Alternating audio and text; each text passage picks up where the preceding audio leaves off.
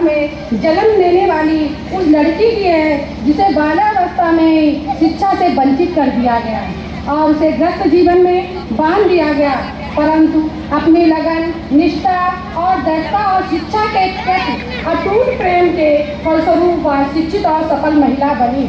उच्च प्राथमिक विद्यालय हिंदी के बच्चों के द्वारा इस एकांकी के माध्यम से हम जानेंगे कि उसने जीवन में किस तरीके से संघर्ष किया। आइए।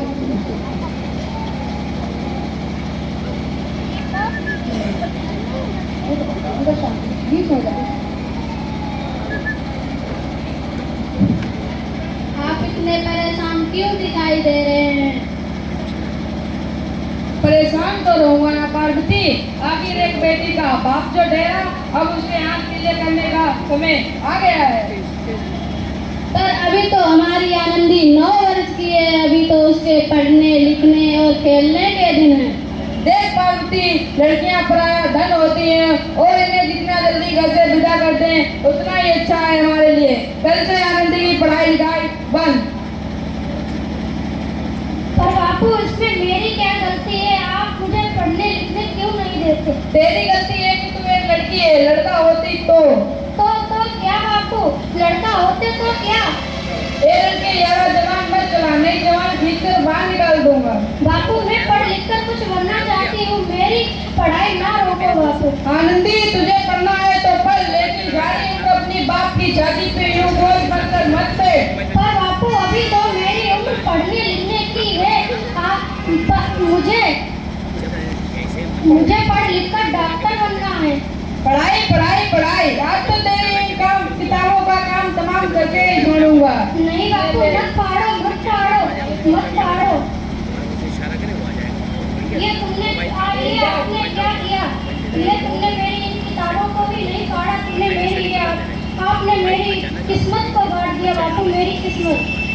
ये कॉपी किताब है ना, तो सिर्फ छोरों के हाथ में अच्छी लगती है, लड़कियों के हाथ में तो सिर्फ मेहंदी अच्छी लगती है, मेहंदी। पर बापू, मैं लड़की हूँ तो क्या हुआ? लड़की लड़का तो हमारे दोनों आंखों के एक समान होते हैं। चुप कर आनंदी, और ये खानदान की तो अब तक जिंदा है, कहीं बचपन में गला दबा कर मार दिया होता तो आज तेरी ये बकबक नहीं सुननी पड़ती। पर बापू, उसको चूल्हा जलाना ना अच्छा लगे। ये लड़की जितना जल्दी हो सके तो चूल्हा जलाना सीख ले, उतना ही अच्छा है तेरे लिए। कल से तेरा विवाह होगा, वो भी कल के कल।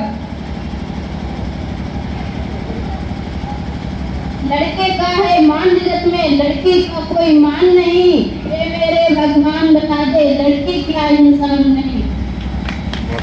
इस प्रकार मात्र 9 वर्ष की छोटी उम्र में आनंदी का विवाह गोपाल और ज्योति से हो गया। इस कहानी को बाल विवाह जैसी कुप्रथा का शिकार होना पड़ा। 5 वर्ष के बाद आनंदी 14 वर्ष की हो गई है।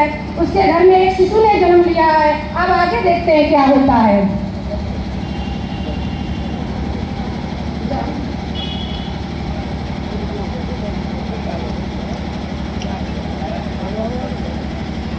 देखिए ना, इसे क्या हो गया है। इसका माथा तो अंगार की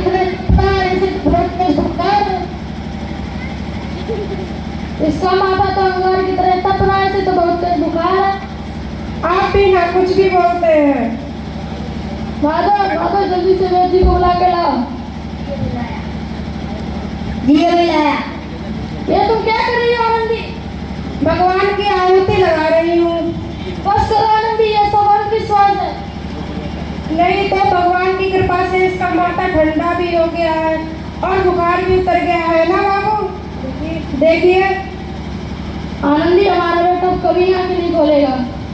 नहीं, ऐसा नहीं हो सकता। हमारे बच्चे को हमसे कोई नहीं छीन सकता। आनंदी, बंद करो ये पागलपन। माधव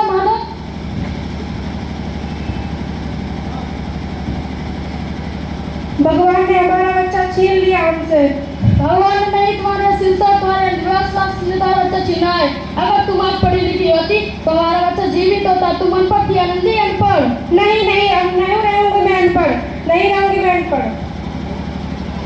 ताकि किसी कल और आनंदी को इलाज के अभाव में अपना बच्चा ना खोना पड़े। शाबाश आनंदी, और नहीं तुम्हारे अपराध के लिए प्राइज है। इस तरीके से आनंदी ने अपनी पढ़ाई स्टार्ट कर दी।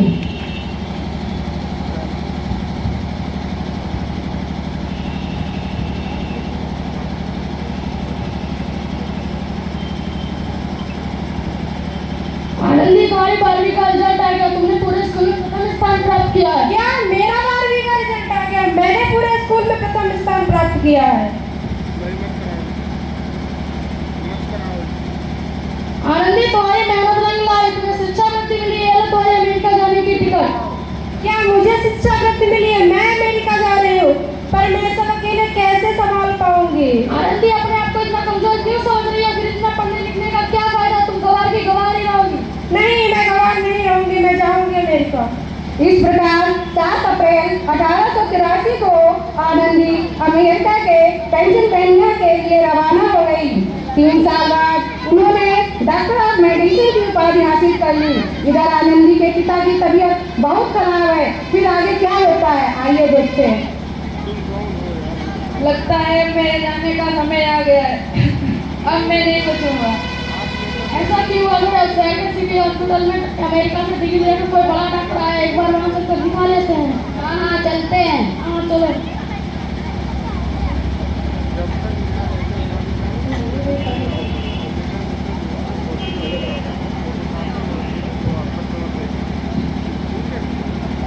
इस मरीज की हालत तो बहुत खराब है, कोई तो चमत्कार ही ठीक कर सकता है। ऐसा क्यों बोल रहे हो? डॉक्टर साहब कब तक आएंगे? लो आ गए डॉक्टर मैडम। डॉक्टर मैडम जल्दी देखिए, मरीज की हालत बहुत खराब है।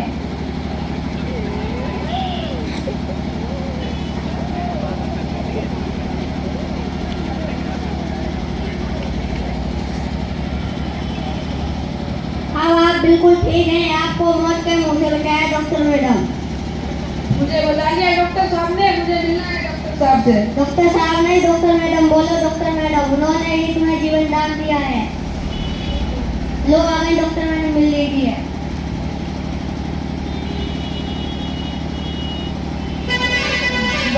डॉक्टर मैडम, आपका बहुत बहुत धन्यवाद। आपने मेरी जान बचाई, इसके बदले में मैं गरीब भला आपको क्या दे सकता हूँ? वचन चाहिए मुझे, वचन किए कभी नहीं कहोगे कि लड़कियां कुछ नहीं कर सकती। वचन? ये कैसा वचन? अरे बापू, आपने पहचाना नहीं? आपकी बेटी आनंदी है। आनंदी? मेरी बेटी आनंदी डॉक्टर? हाँ बापू, वही आनंदी जिसे आपने चूल्हा और दूल्हे के सिवा और कुछ नहीं सौंपा था। मुझे माफ कर दो मेरी बेटी, मुझे माफ कर दो। मैं तुम्हारा अपराधी हूँ, मुझे माफ कर दो मेरी बेटी। नहीं नहीं बापू, वही आनंदी जिसके हाथ पीले करके आप उसकी जिंदगी काली कर देना चाहते थे। मुझे माफ कर दो मेरी बच्ची, मुझे माफ कर दो। मैं तेरा गुनहगार हूँ बच्ची, मुझे माफ कर दो। अरे बापू, मैंने तो आपका एहसान चुकाया है। याद है ना आपने मुझ पे बचपन में जो किया था? ताने सुना सुना के मुझे तो जीते जी मार डाला। और किस किस को मारा गया? मुझे माफ कर दो मेरी बच्ची, मुझे माफ कर दो।